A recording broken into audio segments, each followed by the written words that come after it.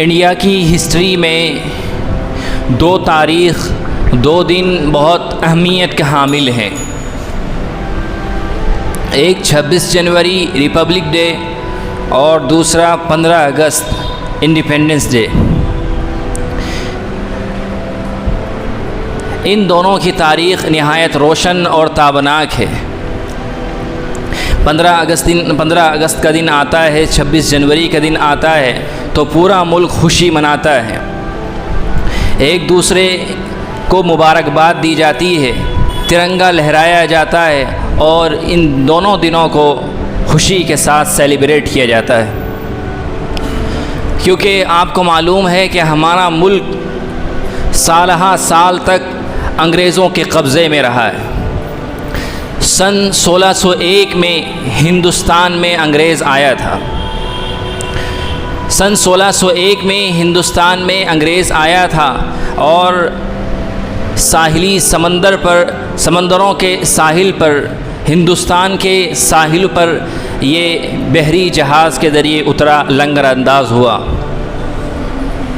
اس وقت جہانگیر ہندوستان کا بادشاہ تھا۔ انہوں نے بادشاہ کی اجازت سے یہاں پر تجارت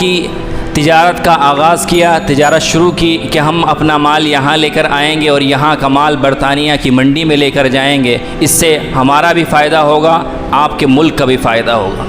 جہانگیر جو اس وقت ہندوستان کا بادشاہ تھا، اس نے اجازت دے دی۔ نتیجہ یہ نکلا کہ آہستہ آہستہ رفتہ رفتہ انگریز اپنے پیر جماتا گیا، اپنے آپ کو مضبوط کرتا گیا اور ہندوستان کی کئی ریاستوں پر، کئی اسٹیٹ پر، یعنی بنگال پر اور اسی طریقے سے میسور کرناٹک کے علاقے پر وہ قابض ہو گیا۔ سب سے پہلے اس خطرے کو محسوس کیا نواب سراج الدولہ کے والد اور خود نواب سراج الدولہ نے، اور 1757 تک انہوں نے کئی جنگیں لڑی۔ بالآخر 1757 میں نواب سراج الدولہ شہید ہو گئے، اپنے اپنوں کی غداری کی وجہ سے شہید ہو گئے۔ نواب سراج الدولہ کا سپہ سالار میر جعفر تھا، نواب سراج الدولہ کا کمانڈر میر جعفر تھا، اس نے نواب سراج الدولہ کے ساتھ بغاوت کی، دھوکہ دیا اور اس طریقے سے نواب سراج الدولہ کو شکست ہوئی اور وہ اللہ کو پیارے ہو گئے، شہید ہو گئے۔ اسی طریقے سے سلطان ٹیپو رحمہ اللہ کا نام آپ نے سنا ہوگا۔ سلطان ٹیپو اور ان کے والد حیدر علی خان نے انگریزوں کے خلاف کئی جنگیں لڑی، 4 بڑی جنگیں لڑی۔ بالآخر 1799 میں سلطان ٹیپو بھی سرنگا پٹنم میں وہ اللہ کو پیارے ہو گئے، شہید ہو گئے، اور ان کا یہ جملہ، ان کا یہ سینٹنس تاریخ کی زینت بن گیا۔ To live like a lion for a day is far better to live like a jackal for 100 years، کہ شیر کی ایک دن کی زندگی گیدڑ کی 100 سالہ زندگی سے بہتر ہے۔ یہ سلطان ٹیپو کا وہ سینٹنس ہے جو آج بھی تاریخ کے اندر محفوظ ہے۔ بالآخر 1799 میں سلطان ٹیپو رحمہ اللہ شہید ہو گئے۔ ان کی لاش کے اوپر، ان کی مردہ باڈی کے اوپر انگریز افسر نے، فوجی نے کھڑے ہو کر یہ کہا تھا کہ آج سے ہندوستان ہمارا ہے۔ اس کے بعد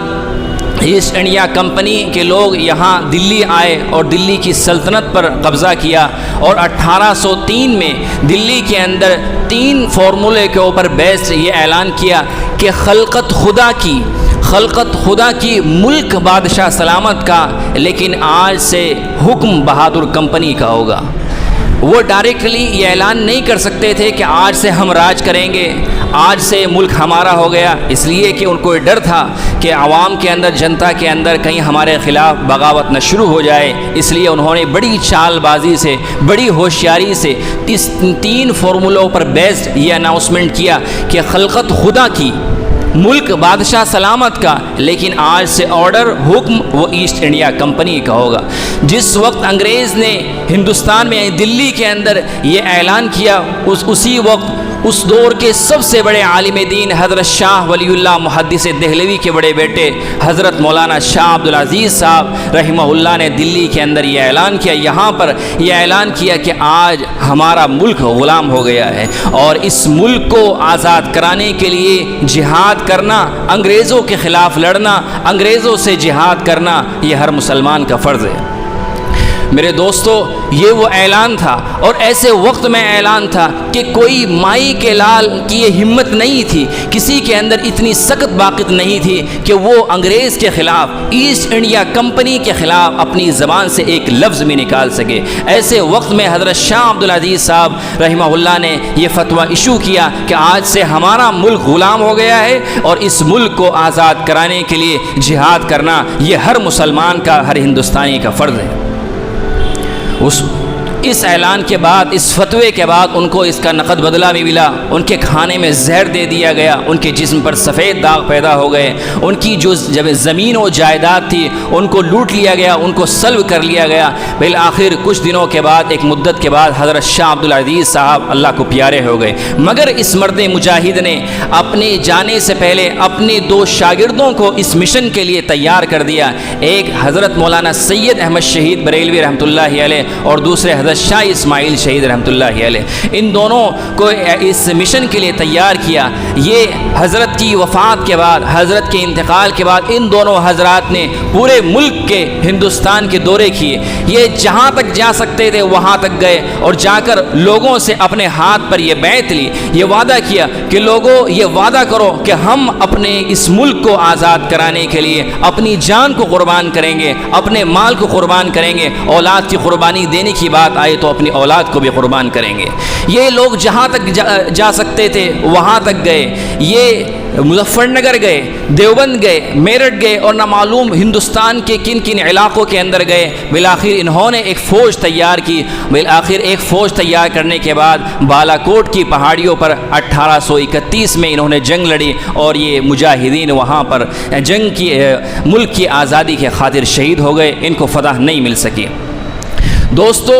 آج ہندوستان کے اندر لوگ یہ سمجھتے ہیں کہ ہندوستان کی آزادی کی تاریخ 1857 سے بنتی ہے۔ آج کل جو نارملی لوگوں کا خیال ہے، اور جہاں سے ہندوستان کی آزادی کی تاریخ بتائی جاتی ہے، تو یہ کہا جاتا ہے کہ ہندوستان کی آزادی کی تاریخ 1857 سے بنتی ہے۔ دوستو یہ حقیقت نہیں ہے۔ 1857 سے پہلے بھی بہت ساری جنگیں آزادی ہیں جو آزادی کے لیے انگریزوں کے خلاف لڑی گئی، مگر ان کو فراموش کیا جاتا ہے، جان بوجھ کر ان کو اگنور کیا جاتا ہے، اور اس کی وجہ، اس کا ریزن یہ ہے کہ اس میں خالص اور خالص مسلمان تھے۔ جیسا کہ میں نے بتایا، بالا کوٹ کی پہاڑی پر حضرت مولانا سید احمد شہید بریلوی اور حضرت شاہ اسماعیل شہید کی لیڈرشپ میں بالا کوٹ کی پہاڑیوں پر جنگ لڑی گئی، انگریزوں کا مقابلہ کیا گیا۔ اس میں صرف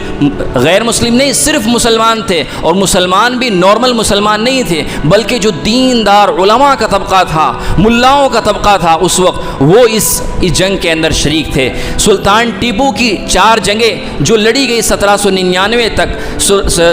نواب سراج الدولہ کی جنگیں جو 1757 تک لڑی گئی، یہ وہ جنگ ہے جو خالصتاً مسلمانوں کی تھی، جس میں مسلمانوں نے جنگ آزادی میں اپنی جان کو، اپنے مال کو، اپنی اولاد کو، سب کچھ قربان کیا ہے، مگر ان کو اس لیے نظر انداز کیا جاتا ہے کہ ان میں غیر مسلم شامل نہیں تھے، ان میں صرف مسلمان شامل تھے۔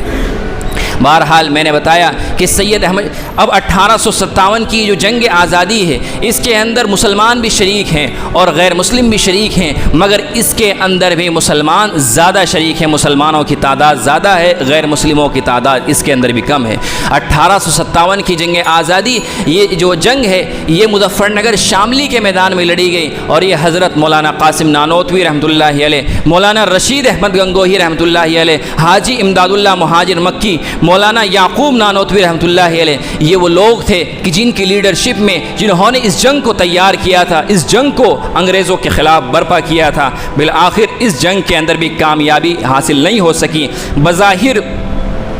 اس جنگ کے اندر، یعنی 1857 کی جنگ کے اندر بظاہر شکست ہوئی، ناکامی ہوئی، مگر وہ شکست جو تھی وہ در حقیقت کامیابی تھی۔ اس جنگ سے، یعنی 1857 کی جنگ سے انگریزوں نے یہ بھانپ لیا تھا، ان کو یہ ریئلائز ہو گیا تھا کہ اب یہاں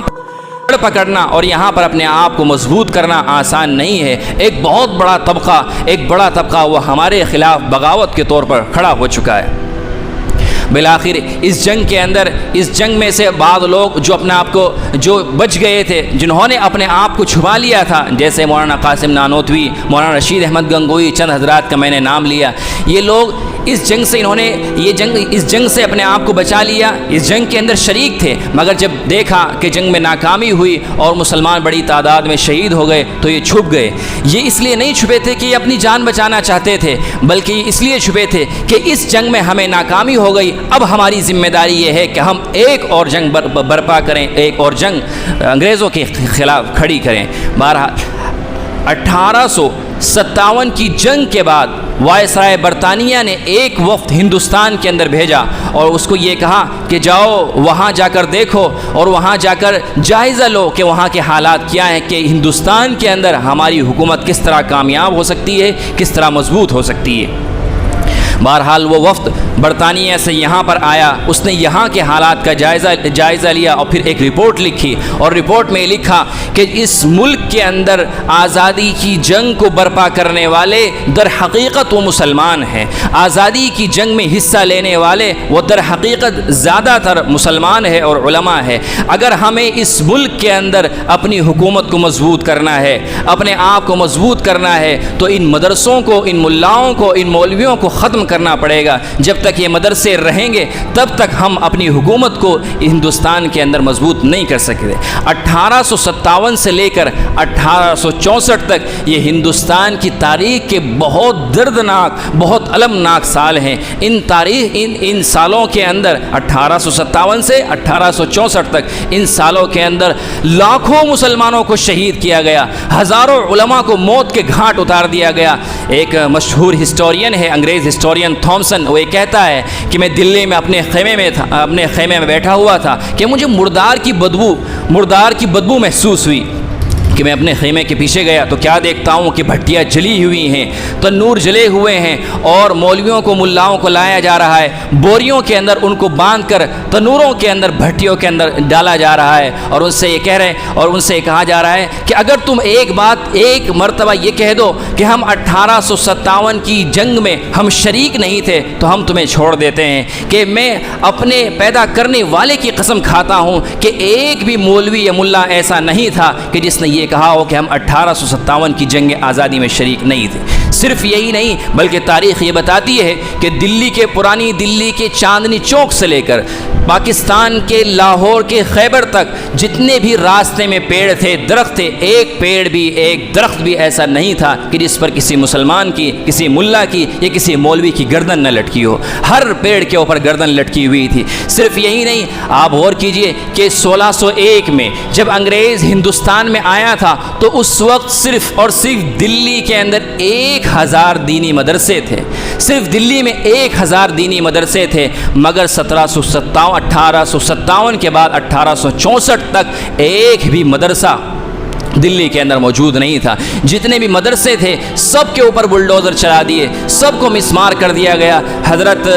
شاہ ولی اللہ اور حضرت شاہ عبدالعزیز صاحب کا یہاں جو مدرسہ تھا وہ بڑا مدرسہ تھا، مرکزی مدرسہ تھا، اس کو بھی توڑ دیا گیا، اس کو بھی مسمار کر دیا گیا۔ اب میرے بھائیوں، 1857 کی جنگ آزادی کے بعد جو لوگ اس جنگ کے اندر